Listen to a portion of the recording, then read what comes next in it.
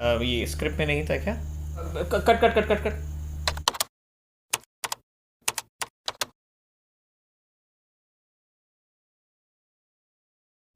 Hello viewers, मैं हूँ राजदीप और मेरे साथ आज स्टूडियो में मौजूद हैं सीरिया चक्रवर्ती। तो आइए उनसे मिलते हैं और बात करते हैं।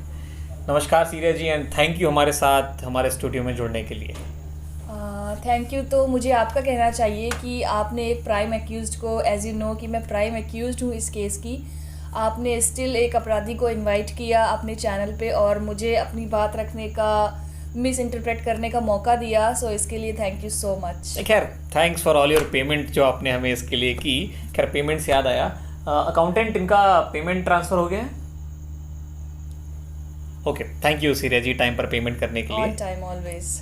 खैर, आपकी मुझे कल स्क्रिप्ट हमें मिल गई थी जो आपके लॉयर ने भेजी थी आज के क्वेश्चंस के लिए। तो हमने वो मैंने क्वेश्चंस रिवाइज कर ली है, बट आई थिंक अगर मैं भूलती हूँ तो आपके पास हाँ, हमारे पास नोट्स अवेलेबल हैं तो हम वो रिवाइज कर लेंगे। तो खैर सीरिया जी, इंटरव्यू में हम कड़े क्वेश्चंस में आए उसके पहले मैं आपसे एक बात जानना चाहूँगा कि आप सडनली इंडिया में जो मोस्ट वांटेड बन गई हैं, इसके बारे में आप क्या फील करती हैं? मैं ऑनेस्टली बोलूँ तो मुझे अच्छा लगता है, क्योंकि इसके पहले तो मुझे कोई भी नहीं जानता था। आई थिंक आप भी नहीं जानते होंगे। बिल्कुल नहीं। एंड अब मुझे इंडिया का बच्चा बच्चा जानता है। सो जो फेमस प्रोवर्ब है कि बदनाम हुए तो क्या नाम ना होगा। So I am enjoying the attention actually. And रही बात इन्वेस्टिगेशन एंड ऑल की, सो ऐसी रिहर्सल अगर हम करते रहे तो वो सब भी बहुत ईजी हो जाएगा मेरे लिए। खैर, आपकी मुझे बात बहुत पसंद आई, बदनाम हुए तो क्या नाम नहीं होगा, क्योंकि मेरा तो पूरा नाम ही बदनाम हो के हुआ है। खैर, मैं भी थोड़ी देर पहले मार खा के ही आ रहा हूँ एक मोहल्ले से। थोड़ा सा मैंने जो मैं करता रहता हूँ।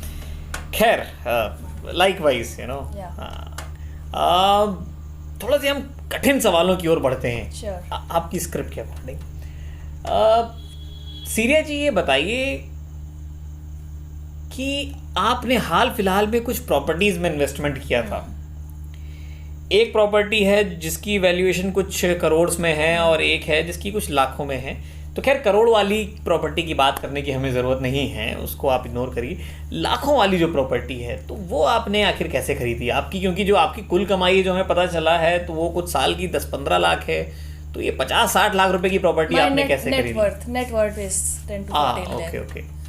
सो वो वाली है जो मैंने लोन लिया मैंने एक बैंक से, और मुझे उसकी पेमेंट अभी भी करनी है और EMI में दे रही हूँ, जो कि मुझे नहीं पता मैं कहाँ से दूंगी। ऑल्दो मुझे भरोसा है कि वो आ जाएगी टाइम पे रिसोर्सेज से, जैसे जिन्होंने मेरी लॉयर की फ़ीस वगैरह दी है। जैसा कि आप जानते हैं वो सबसे महंगे लॉयर है। सो उसकी मुझे टेंशन नहीं है, बट स्टिल या। खैर, अब अगर आप इतना महंगा लॉयर रख सकती हैं जिसकी औकात आई एम श्योर आपकी नहीं है, तो अगर उसके लिए आपके पास पैसा आ गया तो आई एम श्योर बाकी के लिए भी आ ही जाएगा।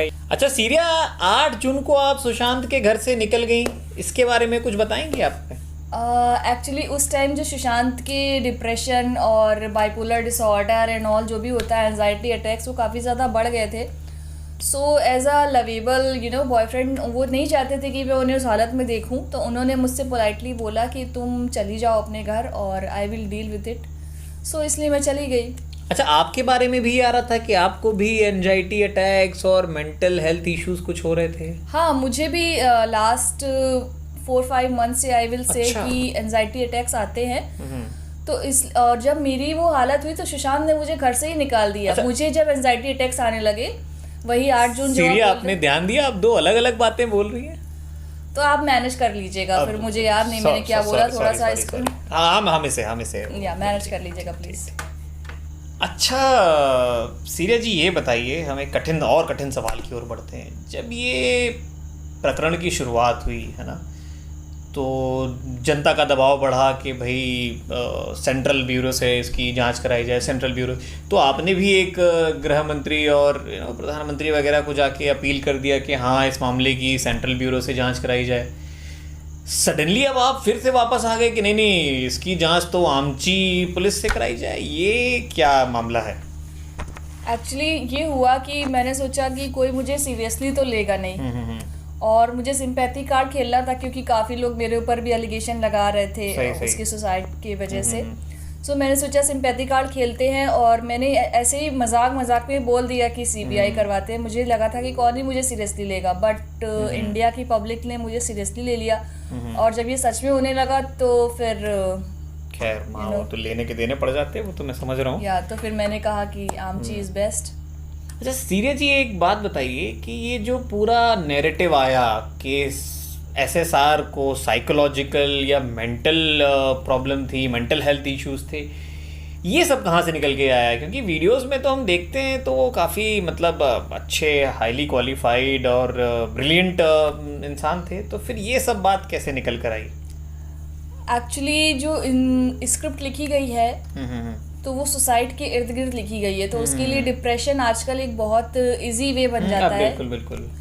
सो अकॉर्डिंगली जैसा कि मैंने बताया उसे क्लॉस्ट्रोफोबिया था, वो पहले से कई दवाइयाँ लेते थे, मोटोफिल नाम की दवाई वो लिया करते थे, डॉक्टर रमेश शेट्टी ने उनको। अच्छा आप ये सब जो नाम ले रही हैं तो इसमें मुझे लगता है कि ये सब बाद में देखा जाएगा, अभी तो सिंपैथी लेनी है जिससे कि लोगों को थोड़ा सा ब्लैकमेल किया जा सके और सिंपैथी कैरेक्टर असैसिनेट करने में काफी हेल्प मिलती है। अभी आप देखिएगा इस इंटरव्यू के बाद ही सुशांत के कैरेक्टर पर ही सवाल कि वो ड्रगी था एंड ऑल उठने लग जाएंगे, सो इसलिए और बात का तो बाद में देखेंगे। बिल्कुल बिल्कुल आप सही कह रही हैं। अच्छा ये इस सब के पीछे हमें सुनने में आया कि रमेश जी का भी कुछ हाथ है। रमेश जी मेरे रमेश जी मेरे फादर फिगर जैसे हैं, हमारा फादर और चाइल्ड का रिलेशन है।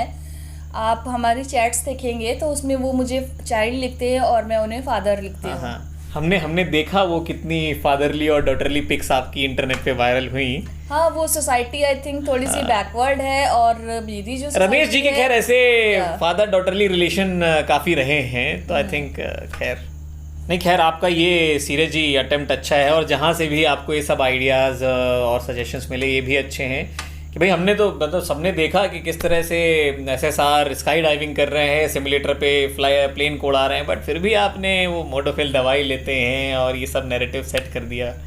दाद देनी पड़ेगी आपकी भी। हाँ अच्छा सीरियस जी ये बताइए कि आप ये यूरोप ट्रिप में गई है ना, बॉयफ्रेंड गर्लफ्रेंड यूरोप ट्रिप में जा रहे हैं, साथ में भाई बीच में आ गया, ये थोड़ा सा एक्चुअली सुशांत ने ही उसको बोला था कि आजा भाई आजा भाई। अच्छा आप इतने लेम क्वेश्चंस पूछ रहे हैं, मैं इनका आंसर क्या दूं? आप कुछ भी पूछ रहे हैं या फिर आप मुझे बता दीजिए मैं क्या आंसर दूं। सॉरी मैम सॉरी, ये स्क्रिप्ट में नहीं था क्या? स्क्रिप्ट ला के देना। Cut cut cut cut cut. अच्छा सीरियस जी इसके बाद आपने ये भी बातें निकल के आई कि भाई जो मेंटल हेल्थ इश्यूज थे वो यूरोप ट्रिप से निकल के आए, और यूरोप ट्रिप में भी आप दोनों तो जाते हैं, बीच में भाई भी आपका आ जाता है, तो इसके बारे में थोड़ा अगर आप क्या बताएंगी हमें? जी यूरोप ट्रिप से ही सुशांत का डिप्रेशन जो है स्टार्ट हुआ। वहाँ पर एक पेंटिंग से और वो इतने ज़्यादा हो गया कि वो सीधे डिप्रेशन में चले गए एक पेंटिंग को देखकर, और हम लोग फिर रूम से बाहर ही नहीं निकले। और रही बात मेरे भाई की, तो सुशांत उन्हें काफ़ी पसंद करते थे, तो उन्होंने ही बोला कि आजा भाई आजा। सो इसलिए बाकी मैं इस पे ज़्यादा क्या डिस्कस करूँ, अभी फिर आप कंपनीज वगैरह के बारे में पूछेंगे और उसका फिर वही रटाया आंसर वही कि आप सब डायरेक्टर हैं आप और आपके भाई उसमें, जबकि भाई तो आपका भी पढ़ रहा है, फिर भी कंपनीज में डायरेक्टर, मतलब मान गए सीरिया जी मान गए। थोड़ा मुझे भी कभी कुछ थोड़ा टिप्स दीजिए, गाली खा खा के मैं थक चुका हूँ। आपके पास इनफ टिप्स है, आपकी तो कितनी प्रॉपर्टीज है जिनका कोई अता पता ही नहीं कहाँ अरे से खैर सीरियस इस बात को थोड़ा नीचे दबा देते हैं। तो खैर सीरियस जी मैं एक बात तो ज़रूर कहूँगा कि इन सब बातों के बाद जो कैरेक्टर असैसिनेट करने का हमारा ऑब्जेक्टिव है ये ज़रूर पूरा होगा, इसलिए क्योंकि सुशांत तो अब जवाब देने वापस आ नहीं सकते, ये सही बिल्कुल तो हम कुछ भी कहें वो सही मान लिया जाएगा, और बाकी कोई कुछ भी कहता रहे क्या फ़र्क पड़ता है, जिसके लिए हम कह रहे हैं वो तो सफाई देने आ नहीं सकते। सबके बीच कुछ लोग मीडिया ट्रायल की बात कर रहे हैं, मीडिया ट्रायल हो रहा है, ये सब क्या? मीडिया ट्रायल से मुझे तो अटेंशन मिल रही है और पॉपुलैरिटी मिल रही है, और इससे अब अच्छी बात क्या हो सकती है? आप थोड़ा आंसर बता के मुझसे क्वेश्चन पूछें। थोड़ा मैम हमें इम्प्रॉम्प्टू भी करना पड़ता है ताकि लगे इंटरव्यू हमारा जेन्युइन है, आप ही समझिए। खैर मैं इसका भूल रही हूँ, आपने बोला था अरेंजमेंट्स है बट मुझे चिट्स नहीं दिखाई गई। तो मैम ऐसा करते हैं, दर्शकों से पूछते हैं कि अगर उनको इस इंटरव्यू का अगला भाग देखना है तो इस वीडियो को लाइक करें, शेयर करें, सब्सक्राइब करें, तो कमेंट सेक्शन में लिख के बताएं और हम इसका दूसरा सेशन ज़रूर करेंगे। Give thumbs up to this video, please like, share and subscribe. Also you can subscribe to his channel Ikshit Speaks, link मैं डिस्क्रिप्शन बॉक्स में दे दिया है। So go and check out his channel too, and do share this video, and yeah, justice for SSR.